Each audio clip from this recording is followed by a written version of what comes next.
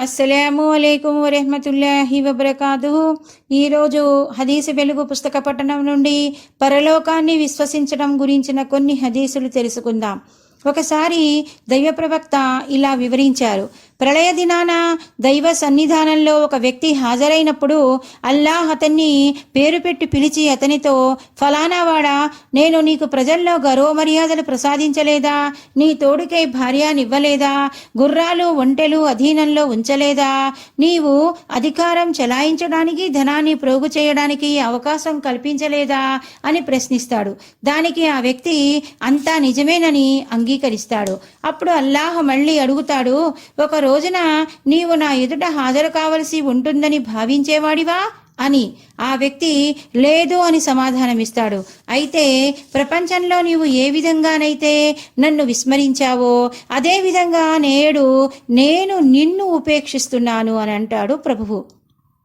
ఆ తరువాత మరో పరలోక తిరస్కారి హాజరవుతాడు. అతన్ని సైతం ఇలాగే ప్రశ్నించడం జరుగుతుంది. తదనంతరం మూడో వ్యక్తి ముందుకు వస్తాడు. అల్లాహ్ అతన్ని కూడా అలాగే ప్రశ్నిస్తాడు. దానికి ఆ వ్యక్తి సమాధానంగా విన్నవించుకుంటాడు, ప్రభు, నేను నిన్ను, నీ గ్రంథాన్ని, నీ ప్రవక్తల్ని విశ్వసించాను, నమాజ్ చేశాను, ఉపవాస వ్రతాన్ని పాటించాను, నీ మార్గంలో దాన ధర్మాలు చేశాను. ఇలా ఆ వ్యక్తి తాను చేసిన అనేక సత్కార్యాలను ఎంతో గట్టిగా ఏకరువు పెడతాడు. అప్పుడు అల్లాహ్ అతనితో, ఇక చాలించు, నీకు ప్రతికూలంగా సాక్ష్యం ఇచ్చే వారిని రప్పిస్తున్నాను అని అంటాడు. ఎవరబ్బా నాకు వ్యతిరేకంగా సాక్ష్యం ఇచ్చేవారు అని ఆ వ్యక్తి లోలోనే అనుకుంటూ ఉంటాడు. అతని నోటికి సీలు వేయబడుతుంది. అప్పుడు అతని తొడల్ని, కండరాలను, ఎముకల్ని విచారించగా ఆ వ్యక్తి చేసిన ఒక్కొక్క నయవంచననే అవి చాటు చెబుతాయి. ఈ విధంగా అతడు సాకులు చెప్పే మార్గాలన్నీ అల్లాహ్ మూసివేస్తాడు. ఇదంతా వివరించి ప్రవక్త శ్రేష్ఠులు సల్లల్లాహు అలైహి వసల్లం ఆ వ్యక్తి ప్రపంచంలో కపట వైఖరిని అవలంబించిన వాడని, దైవాగ్రహానికి గురి అయ్యే వ్యక్తి అని తెలిపారు. ఈ హదీసు కపటాచారి అంటే మునాఫిక్ని గురించి ప్రస్తావించడం జరిగింది. తనలోని కాపట్యం మూలంగా అతడు ఏ విధంగానైతే ప్రపంచంలో ప్రవక్తల ఎదుట, చిత్తశుద్ధి గల విశ్వాసుల ఎదుట లజ్జావిహీనంగా అబద్ధాలు చెప్పి బూటకపు ధర్మనిరతి ప్రదర్శించేవాడో, అలాగే దైవం సమక్షంలోనూ అసత్య ప్రలాపనలకు జంకడు.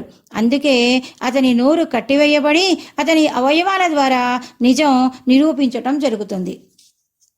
హజరత్ ఆయిషా రజియల్లా అన్హా ఈ విధంగా ఉల్లేఖించారు: ప్రవక్త మహనీయులు సల్లల్లాహు అలైహి వసల్లం కొన్ని నమాజుల్లో అల్లాహుమ్మ హాసిబ్ని హిసాబన్ యసీరా, దేవా నా వ్యవహారాన్ని విచారించేటప్పుడు తేలికైన విచారణ జరుపు అని ప్రార్థిస్తూ ఉండటం నేను విన్నాను.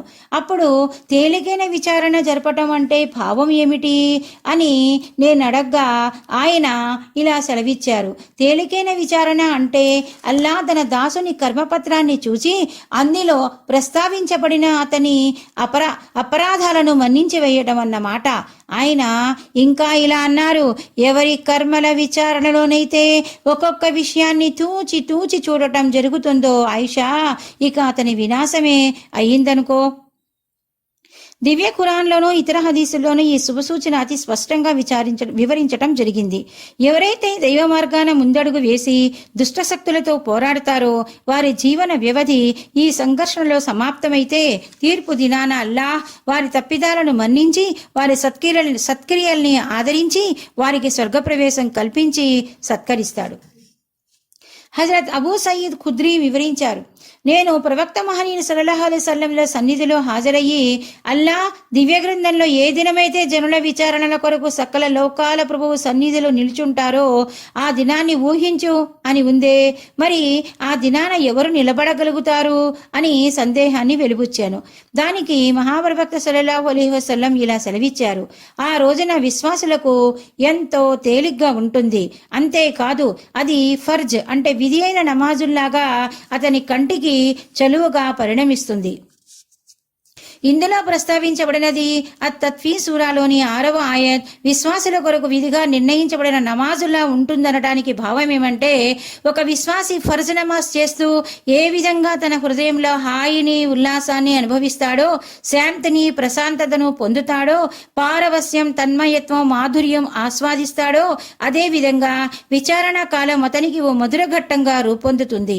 అయితే అపరాధులకు దైవ ధిక్కారులకు తలబిరుసు రోగంతో సత్కార్యాన్ని తిరస్కరించిన వారికైతే అప్పుడు ఒక్కో దినం 1000 ఏండ్లలా పరిణమిస్తుంది.